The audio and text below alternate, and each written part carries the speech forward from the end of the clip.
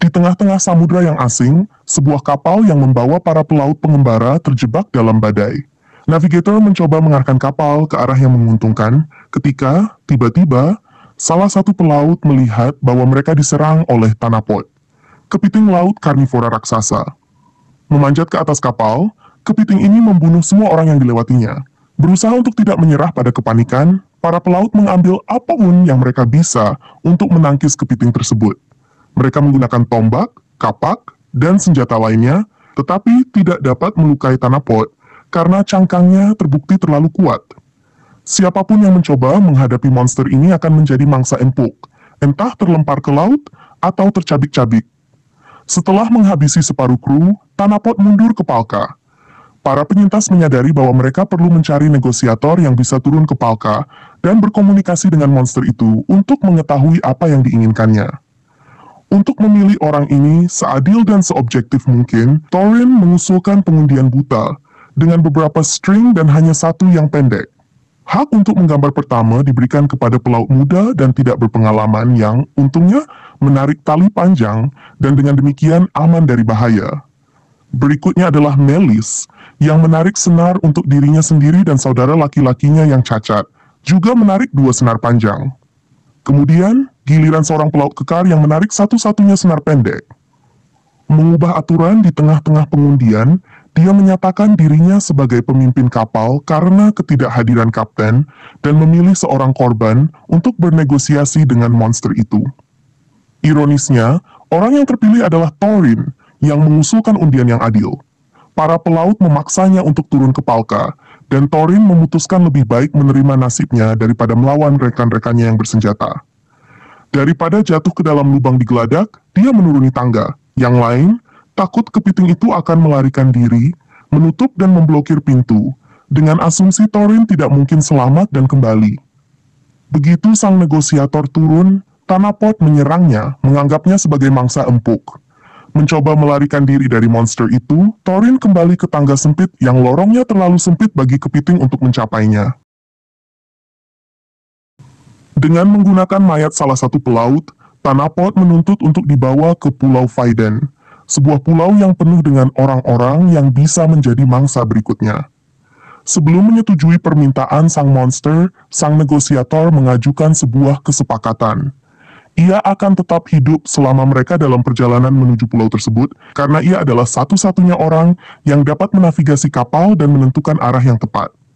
Menerima kondisi ini, dan menyadari bahwa Thorin harus tetap hidup, makhluk itu mundur untuk membuat negosiator merasa aman. Selain itu, Thorin meminta kepiting untuk memuntahkan barang-barang milik kapten yang telah meninggal. Di antaranya, dia menemukan sebuah kunci. Beberapa menit kemudian, Thorin mengetuk pintu dan meminta untuk diizinkan keluar guna melaporkan kesepakatan dengan Tanapod. Setelah pintu dibuka, dia mendapatkan beberapa detik berharga untuk menjauhkan diri dari para pelaut lainnya. Karena berada paling dekat dengan tujuannya, Thorin berlari ke kabin kapten dan menggunakan kunci untuk membuka peti yang berisi pistol kapten. Mempertimbangkan ini adalah satu-satunya cara untuk melindungi dirinya dari permusuhan rekan-rekannya, pelaut tersebut mengancam mereka dengan senjata itu, dan memberitahu mereka bahwa dia telah mendapatkan kesepakatan yang menguntungkan. Sebagai satu-satunya yang bersenjata, Thorin mengusulkan kesepakatan baru kepada para pelaut. Dia menjelaskan bahwa monster tersebut ingin mencapai Pulau Faiden dan mengubah semua penghuninya menjadi mangsanya. Pada saat yang sama, Thorin menyadari bahwa kepiting itu kemungkinan lapar dan mungkin menjadi agresif jika tidak diberi makan selama perjalanan. Pelaut kekar yang kini berperan sebagai kapten menyarankan untuk memberi makan saudara laki-laki Melis yang cacat, karena dia lemah dan hampir tidak berguna. Melis membela saudaranya dan menolak untuk membiarkannya dikorbankan kepada makhluk itu. Tidak ingin terlibat dalam perdebatan yang panjang dan sia-sia, Thorin menyarankan untuk membuat pilihan sulit lainnya secara kolektif. Dia mengisyaratkan bahwa pilihannya sudah jelas dan mereka dapat segera melakukannya. Pelaut kekar yang memahami bahwa dialah yang menjadi sasaran, dikalahkan oleh kerumunan dan dilemparkan ke dalam palka untuk dimakan oleh Tanapod. Dengan ancaman utama dan orang yang menjadikannya negosiator sudah tidak ada, Thorin mengambil peta untuk menjelaskan tujuan dan rencana kepiting. Kepiting tersebut ingin mencapai Pulau Faiden, yang dihuni oleh para wanita, orang tua, dan anak-anak. Banyak yang tidak takut dengan situasi ini karena penduduk setempat terkenal dengan sikap permusuhannya, menyapa para pelaut bukan dengan makanan dan teh, tetapi dengan ludah di wajah. Terlepas dari sifat penduduk setempat yang tidak ramah, Thorin menawarkan sebuah alternatif. Ada pulau-pulau tak berpenghuni lebih jauh, di mana mereka bisa mendaratkan makhluk itu di tanah terpencil dan menyelamatkan orang-orang Faiden.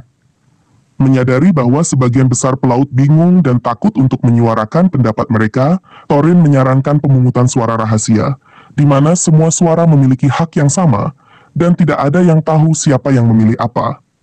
Dia membagikan secarik kertas dan meminta para pelaut untuk menandai lingkaran jika mereka ingin menyelamatkan orang-orang Faiden dan pergi ke pulau tak berpenghuni itu, atau salib jika mereka bersedia menghukum mati ratusan orang tak berdosa. Thorin mengandalkan hati nurani para pelaut, berharap mereka akan membuat pilihan yang tepat dan tidak menuruti permintaan sang monster. Segera, semua orang memberikan suara dan memasukkan slip mereka ke dalam sebuah wadah, sehingga Thorin dapat menghitung suara dan mengumumkan hasilnya.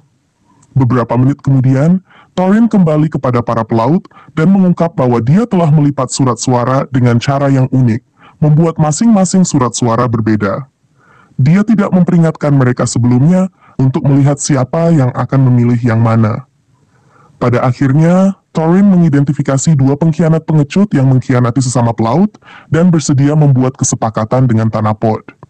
Thorin menghunus pistolnya dan meminta Tuan Melis untuk minggir. Pelaut muda itu, yang mengira hari-harinya tinggal menghitung, menutup matanya. Namun, Thorin menembak kedua pengecut itu, membunuh mereka dengan satu tembakan. Melemparkan mayat-mayat itu ke Tanapod, Thorin berharap mendapatkan sedikit waktu lagi, sehingga mereka dapat mencapai pulau tak berpenghuni dan menyelamatkan orang-orang Faiden. Mengubah arah, Thorin naik ke tempat pengintaian untuk menilai keadaan sekitar dan, dengan menggunakan peta serta kompas, bertujuan mencapai pulau tak berpenghuni secepat mungkin. Pada saat yang sama, salah satu pelaut bersenjatakan pisau mendekatinya. Pemberontakan yang terjadi terhadap Thorin bisa berakhir dengan eliminasi, tetapi dia merasakan keheningan dan menebaknya pelaut itu. Dengan menghunus pistolnya, Thorin siap menembak. Namun, pelaut pengkhianat itu memohon belas kasihan, mengklaim bahwa yang lain memaksanya melakukan hal ini. Kepiting memanggil Thorin dan meminta untuk dibawa ke Pulau Faiden sesegera mungkin. Ternyata, Tanapod memiliki keturunan yang perlu diberi makan dan membutuhkan korban baru. Di malam hari, para pelaut melihat Pulau Faiden di Cakrawala, menyadari bahwa mereka sudah sangat dekat dan dapat membebaskan diri dari monster itu dalam beberapa jam. Malam itu, para pelaut mengatur pemberontakan kedua dan membobol tempat tinggal Thorin, menyerangnya untuk mengeksekusinya. Untungnya bagi Thorin, ia telah mengantisipasi hal ini dan telah mengisi tempat tidurnya dengan bantal, berbaring di dekatnya. Menyadari bahwa krunya penuh dengan pengkhianat, dia mengeksekusi 5 orang di antaranya. Menghitung mayat-mayat itu, Thorin menemukan anggota kru terakhir yang masih hidup dan tidak terlibat dalam pemberontakan. Meminta bantuan, pelaut dan Thorin membuang mayat-mayat tersebut ke Palka bersama kepiting. Selama percakapan mereka, Thorin mengakui bahwa dia tidak menyortir surat suara karena tidak perlu. Semua orang, termasuk yang terakhir selamat, telah memilih kesepakatan dengan monster tersebut, sehingga Thorin melemparkannya ke dalam Palka setelah mayat para pelaut lainnya. Setibanya di pulau tak berpenghuni itu, Thorin turun ke dalam Palka untuk berbicara dengan kepiting. Dia mengklaim bahwa itu adalah Pulau Faiden, tetapi monster itu bisa mengungkapkan tipuannya kapan saja.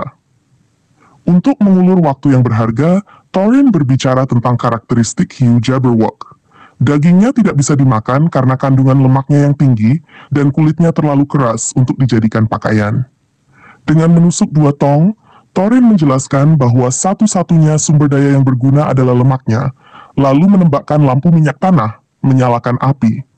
Kepiting mencoba mengeksekusi si penipu, tetapi Thorin melarikan diri dari kapal dan melompat ke dalam air.